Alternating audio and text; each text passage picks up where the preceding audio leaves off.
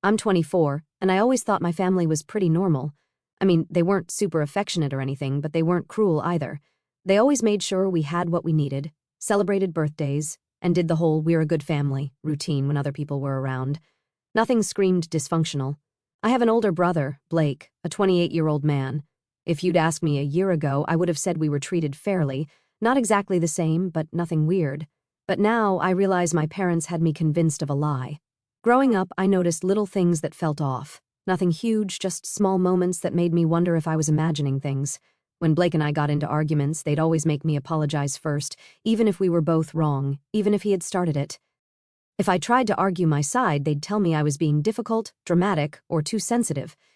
When Blake got in trouble at school, my parents defended him, said the teachers were being unfair, or that he was just stressed out. When I got in trouble, I got lectures about how I needed to make better choices. When Blake forgot things, my parents dropped everything to help. When I forgot something, they'd sigh and remind me that I needed to be responsible. It was like that my whole life. Little things that I brushed off because, well, what else was I supposed to do? When you grow up a certain way, you don't question it. You think that's just how life is. Blake was into sports, and my parents were obsessed with his games. Every weekend, they were there, cheering, yelling at referees, fully invested. I was in choir. They never came to a single performance, not even once. When I asked why, they always had some excuse, but somehow they were never too tired for Blake's football games. I stopped asking after a while. It didn't feel worth it. And Blake? He never saw me as a real person, just an annoyance. If I got even a little attention, he'd roll his eyes or make some snide comment. When I won a small choir competition, he scoffed. Too bad nobody cares about choir. If I got a better grade than him, he'd break my pencils or mutter that I got lucky. He resented me for existing, like I was taking up space that should have been his. And my parents? They never stopped him. They just let it happen, like it was normal. Even in the conversations they had with family and friends, they adored talking about Blake. How talented he was, how smart, how he had a bright future ahead of him. When they talked about me, it was never about me. It was about how I supported Blake, how I was such a good sister, how I was always there for him. It was like my entire identity in their eyes was being his shadow. I told myself it didn't matter.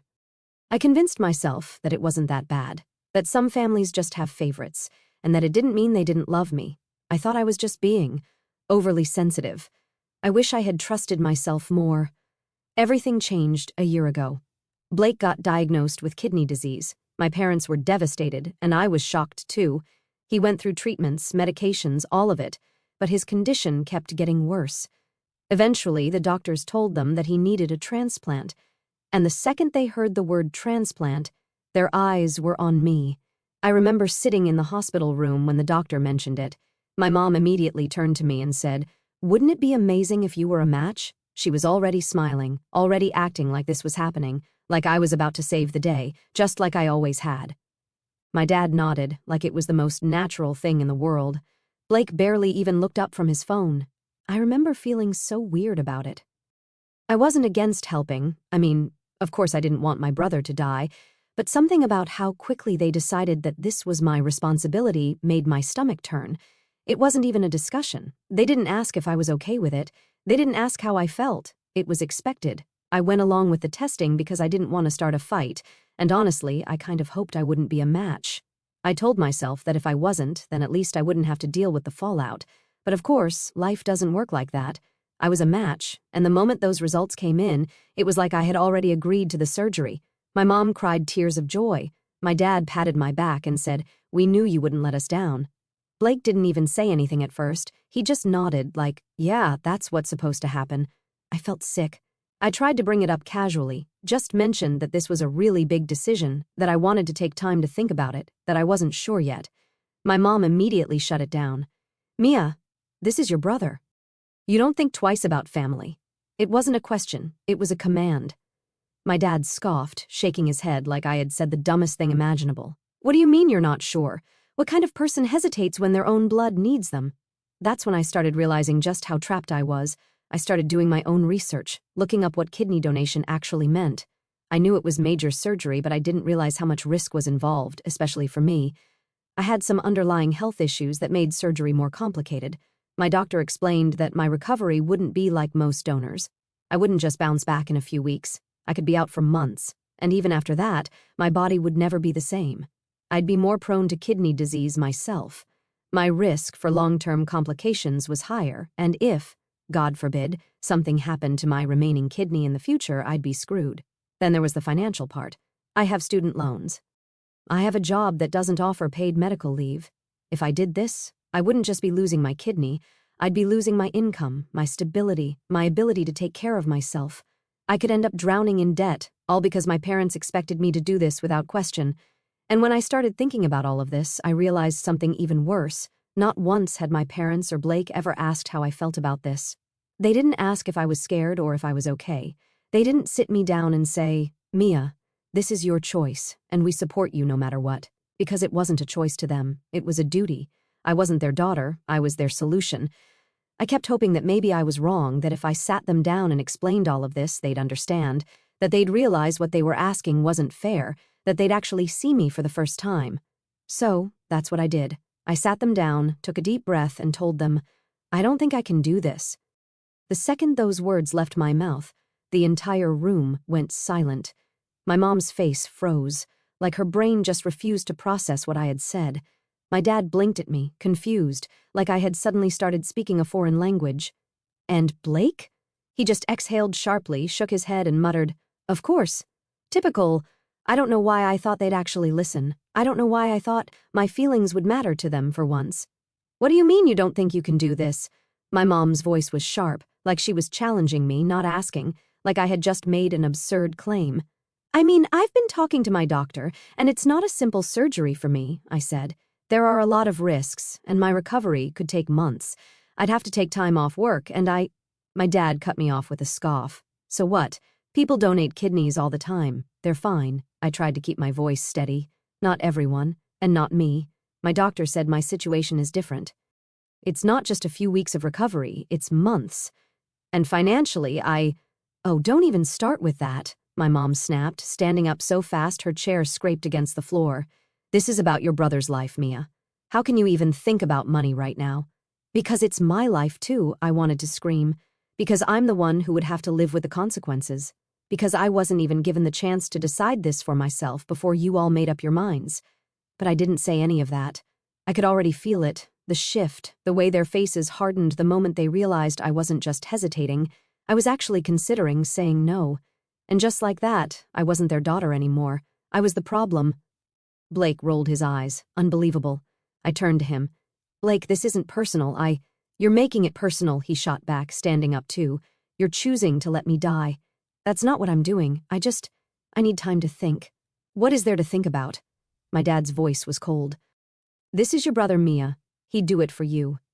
I actually laughed, a short, bitter laugh, because that was the biggest lie I had ever heard. "Would he?" I asked, looking directly at Blake.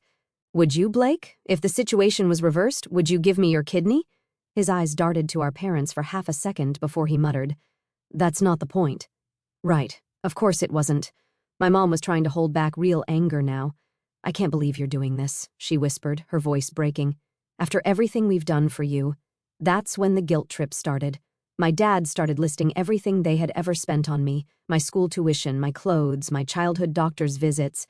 My mom started crying, repeating, "How could you do this to us?" over and over, like I had just committed some unforgivable sin. They called me ungrateful, selfish, a disappointment. And then Blake delivered the final blow. "You know what, Mia?" His voice was cold. "I always knew you'd be useless when it actually mattered." That hurt. Not because I expected better from him, but because I didn't, and yet some stupid, pathetic part of me still hoped. My entire childhood flashed in my mind, every time I cheered for him on the sidelines, every time I gave up something I wanted so he could have it instead. I always put him first because it was just expected of me. And now, the second I needed to put myself first, the second I dared to consider my own well-being, I was nothing to him. I felt something inside me crack. I just told them I don't want to talk about it anymore and was about to leave. It should have ended there, but my mom wasn't done. She gripped my arm as I was walking toward the door. She pressed so hard it hurt, her nails dug into my skin, her face twisted with something I had never seen before. "You are his sister," she hissed. "You were born to help him." I froze. I don't know what showed on my face, but the second those words left her mouth, she let go, like she had just realized she had said too much. "What?" I asked. She stepped back, wiping at her face, avoiding my eyes. My dad was suddenly too still. Even Blake shifted uncomfortably. Something in my stomach turned. What do you mean I was born to help him? No one answered. The silence was loud. I looked at my dad. Nothing. I looked at Blake. He wouldn't even look at me. Then my mom muttered, "You're being dramatic," and turned away. But I wasn't stupid, and I wasn't imagining things. I knew something was wrong, but I didn't know how bad it was. I don't even remember leaving the house. I must have grabbed my bag, my keys, something, because suddenly I was in my car, driving without knowing where I was going. I felt like I was about to throw up. My heart was pounding, so I pulled over at a gas station, only thinking about one thing. What did she mean? Why had she said that like it was fact? And why had my dad and Blake reacted like it was something I shouldn't have heard? I thought of going to my Aunt Melissa's house, barely holding myself together the whole way there. By the time I walked through her front door, I must have looked like a complete wreck because she didn't even ask questions. She just hugged me and told me to stay as long as I needed. I didn't sleep that night. By the time morning came, I felt like I was running on nothing but nerves. I sat at Aunt Melissa's kitchen table and told her everything, every word, every look, every second of that horrible conversation. I expected her to tell me I was overthinking it, that my parents were just emotional, saying things they didn't mean, that I was letting my imagination run wild. But she didn't. Instead, she sighed, rubbed her temples like she was bracing herself, and said, "Mia, there's something I need to tell you." I felt my stomach tighten, waiting for her to continue, but she hesitated, like she was debating whether or not to say the words out loud. I knew it was bad. Finally, she exhaled and looked at me. "Your parents didn't have you because they wanted another child. They had you because Blake needed a bone marrow donor." I stared at her, waiting for her to say it was a bad joke, that she was mistaken, that she misunderstood something. But she didn't. When he was 4, he got sick. They were desperate to save him, and they couldn't find a match. So, they made one. I heard the words, understood them, but it was like my brain refused to process them. My parents had planned me, not because they wanted me, but because they needed me. I wasn't born out of love or even an accident. I was born out of necessity. My whole life flashed through my mind, and suddenly everything made sense. Every moment that had ever made me feel like I was on the outside looking in, the way my achievements were never celebrated, the way my presence was never the priority, the way my parents always made it clear, subtly in the small things, that Blake came first. It wasn't because they just happened to favor him. It was because he was the reason I existed in the first place. "They never told me," I said. Aunt Melissa nodded, her expression filled with something I couldn't quite place. "They were never going to. They raised you to believe this was just normal. They didn't think you ever needed to know." I couldn't speak. I had spent my entire life trying to earn their love, believing that if I did enough, then maybe I would finally matter to them the way Blake did. But I never stood a chance. I was never supposed to be anything more than a body they could use if Blake needed it. I don't remember much of what Aunt Melissa said after that, just that she kept apologizing for not telling me sooner, like it was her fault. It wasn't. She hadn't been the one who lied to me my entire life. The next few days blurred together. I didn't go home. I ignored my parents' calls, their texts, and the messages they left on my voicemail. I needed to figure out how to exist now that I knew the truth. My parents acted like everything was fine, like we hadn't just had the worst fight of our lives. My mom's messages were strangely gentle, almost too understanding, like she was talking to a child having a tantrum. She told me she knew I was just overwhelmed and that she believed I'd come to the right decision once I had time to think. My dad's texts were brief, but just as unsettling. "We're ready to talk again when you are. Family sticks together. You know what's expected."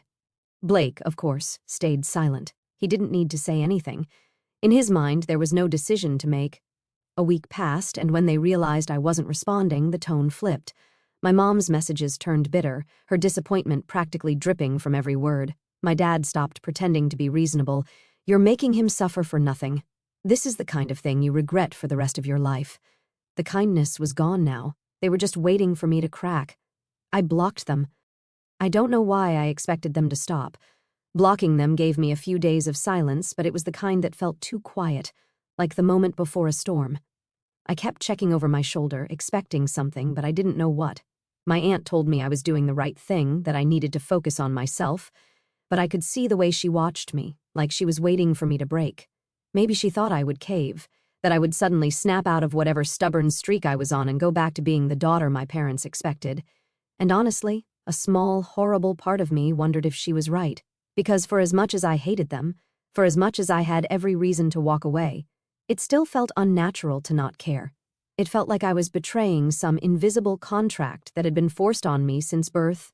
Then, on a random Tuesday night, the storm hit. I got pulled over on my way to work. I wasn't speeding. My registration was up to date. I wasn't on my phone. There was no reason for me to be pulled over. But when the officer walked up to my window, he wasn't looking for a traffic violation. "Ma'am, we received an anonymous tip regarding illegal substances in your vehicle. I'm going to have to ask you to step out of the car." My entire body went cold. "What?" I managed to say. "Step out of the car, please." I knew I had nothing to hide. I had never done anything illegal in my life, but the way he said it, the way he looked at me, like this was already a done deal, made my hands shake as I unbuckled my seatbelt and got out. They searched my car, and then, under my driver's seat, they found a small plastic bag filled with drugs. I had never seen that bag before. I didn't know where it had come from, but the second I saw it, I knew. I knew exactly what had happened. I barely heard the officers say they needed to bring me in for questioning. I was too busy trying to piece together how they had done it. It had to have been my parents, but I wasn't sure. They took me to the station, but I wasn't under arrest yet. I kept telling them the same thing over and over. "It's not mine. I've never seen it before. I'm sure someone set me up." And then, after what felt like an eternity, the officer sighed and said, "There are security cameras in that parking lot, right?" I almost collapsed from relief. It took time to review the footage, and every second that passed, I could feel my whole life dangling on the edge of a cliff. If the cameras didn't catch anything, if they couldn't prove I didn't do this, then what would the first get fired? Would I get charged? Would my parents come bail me out just so they could say, "See, you need us now, do what we're asking"? But then, finally, one of the officers nodded and said, "Found something." I held my breath as they pulled up the footage, and there, clear as day, was Blake. He wasn't even subtle about it. He crouched next to my car, glanced around a few times, then slid the bag under my seat, like he had done it 1,000,000 times before. I didn't know whether to scream or laugh. The officers exchanged glances. One of them nodded. "She's free to go," he said, "but we're going to have to bring him in." The next few hours passed in a blur. I sat in the station, numb, while they arrested Blake. He didn't resist. He didn't even try to explain. I could already picture how this would go. He'd act remorseful, say it was a mistake, blame his emotional state, and somehow my parents would make sure he got the least possible punishment. And my parents? They showed up within an hour, furious, not at him, at me. My mom was in full hysterics, crying into a tissue, her voice too loud, making sure everyone in that station heard her suffering. "He's sick," she kept saying. "He's sick. He didn't know what he was doing. You have to understand. My dad yelled at me. You forced him into this," he said, his eyes filled with something I couldn't place. "You made him desperate." I stared at them. "Are you kidding me?" My voice came out too quiet, too controlled, too dangerous. "You saw the footage. He tried to get me arrested. You're really blaming me for that? He wouldn't have done this if you had just done what you were supposed to do," my mom snapped, dabbing at her fake tears. "You pushed him to this, Mia. You left him with no other choice."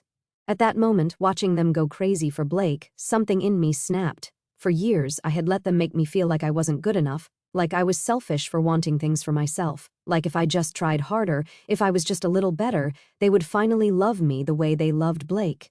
But here I was, standing in a police station, staring at the undeniable proof that my brother had just tried to ruin my life, and they still chose him. There was never a version of this where they would choose me, and I was done pretending otherwise. I turned to my mom, barely recognizing my own voice when I spoke. "You did this to me. You made him this way."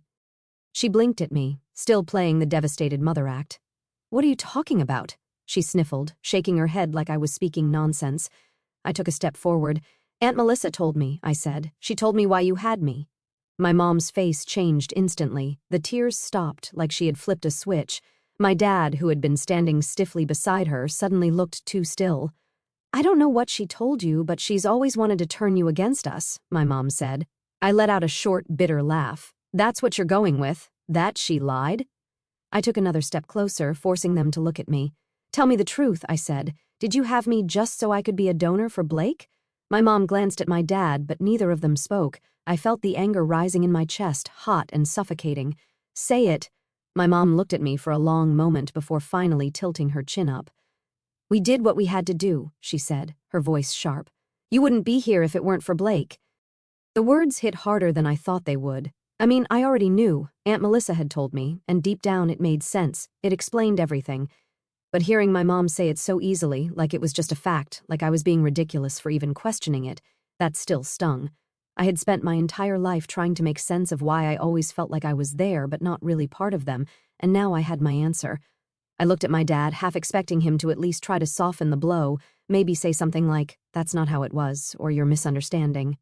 But he didn't. No hesitation, no guilt, just a simple, flat, "We saved his life." That was the priority, not me, never me. "So that's it?" I asked, more to myself than to them. "That's all I ever was to you? A backup plan?" My mom didn't even look fazed. If anything, she looked annoyed, like she was tired of the conversation and just wanted to move past it. "We raised you. We gave you everything you needed. You had a home, food, and education. And now, when it's your turn to step up for this family, you're turning your back on us." That was actually funny. "Oh, so now I'm part of the family?" I shook my head. "You didn't want me. You just needed me." One of the officers cleared his throat, reminding us all where we were. "If you're done, we have charges to process." My mom turned to them so fast it was like she forgot I was even there. "You don't understand, my son." He was just desperate. He wasn't thinking clearly. I glanced at the officer. He didn't even blink. "The security footage speaks for itself, ma'am." That's when my dad shifted tactics. Instead of defending Blake, he took a step toward the officer. "We can work something out. There's no need for all this. We don't want to escalate things." He was negotiating, like Blake hadn't just tried to frame me for a crime, like this was just some little problem that could be handled with the right words. That was it. That was all I needed to know. I turned to the officer, my decision already made. "I'd like to press charges." My mom sucked in a breath like I had just slapped her across the face. "Mia, you wouldn't." I didn't hesitate. "I would." My dad said, "You're making a mistake." I met his eyes without flinching. "No," I said. "The mistake was ever thinking you cared about me. And that was it. I was done." It's been over a year since I walked out of that police station, and every day since I've been learning what it means to live without them. At first, it felt surreal, like I was waiting for the inevitable, waiting for them to show up and force me back into the role I was supposed to play. But the longer I stayed away, the more I realized something terrifying. They were never going to change. They had always been like this. I was just finally seeing it for what it was. Blake stayed in prison. My parents did everything they could to get him out, but money only stretches so far when you've already mortgaged your house to the limit trying to save your golden child. I thought once they saw how serious this was, they'd stop, that they'd take a step back and finally leave me alone. But they didn't. Instead, they started a GoFundMe. I wish I was joking. My mom made this entire sob story about how I had abandoned them and how Blake was wrongfully accused. She painted herself as the heartbroken mother of a sick child, struggling to keep the family together while her selfish daughter ruined everything. And of course, people ate it up. Distant relatives, family friends, even complete strangers donating, leaving comments about how awful I was, how family should come first. Br first. Might have just let them dig their own graves and moved on with my life. But then one night, as I sat at my Aunt Melissa's kitchen table, she sighed and looked at me like she had an idea she wasn't sure I'd go for. "We should talk to your old doctor," she said. I frowned. "What doctor?" "The one they took you to when you were a kid." "The family doctor. He might have records, proof." I didn't need proof. I already knew what they had done. But if there were documents, something undeniable that exposed them, maybe I could stop them from pulling this kind of thing ever again. So we tracked him down. Dr. Evans had retired years ago, but when we explained why we wanted to talk to him, he agreed to meet.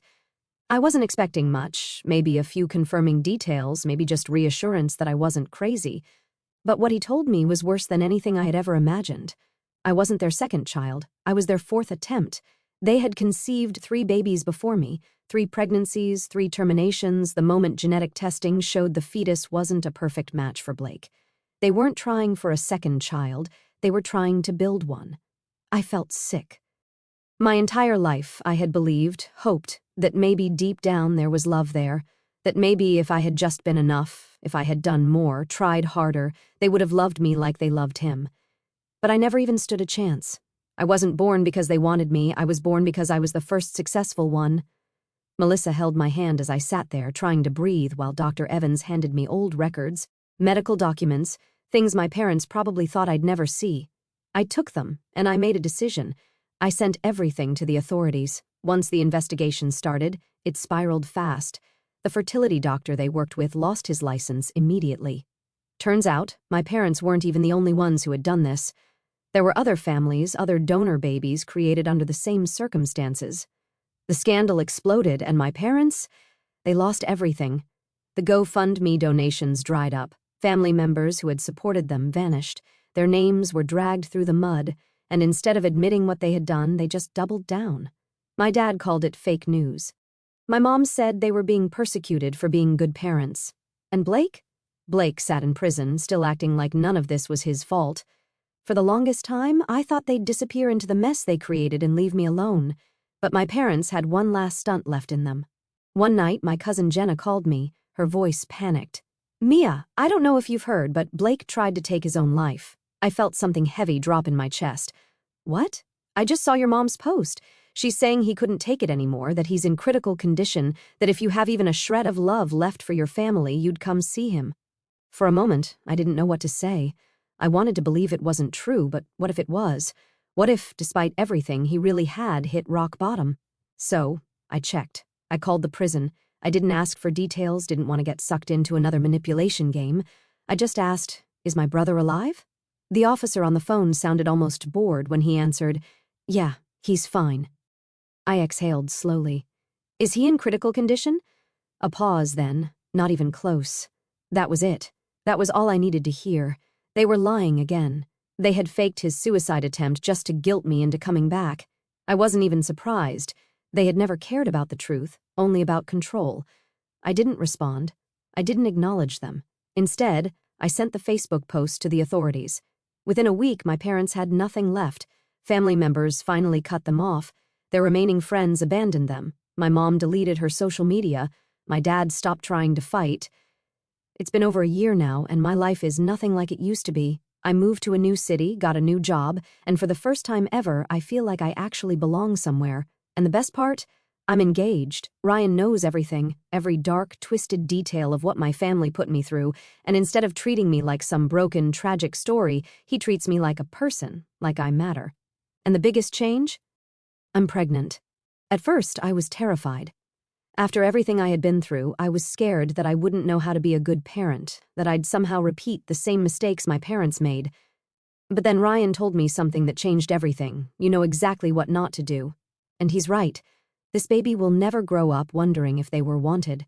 They will never feel like they have to earn my love. They will never be treated like a spare part for someone else. They will be loved, fully, completely, unconditionally. I may not have been born into a real family, but I am creating one. And for the first time in my life, I am truly happy. Thank you to everyone who has supported me through all of this. I can't even explain how much it's meant to know that I'm not crazy for walking away. I finally feel like I have a future worth looking forward to.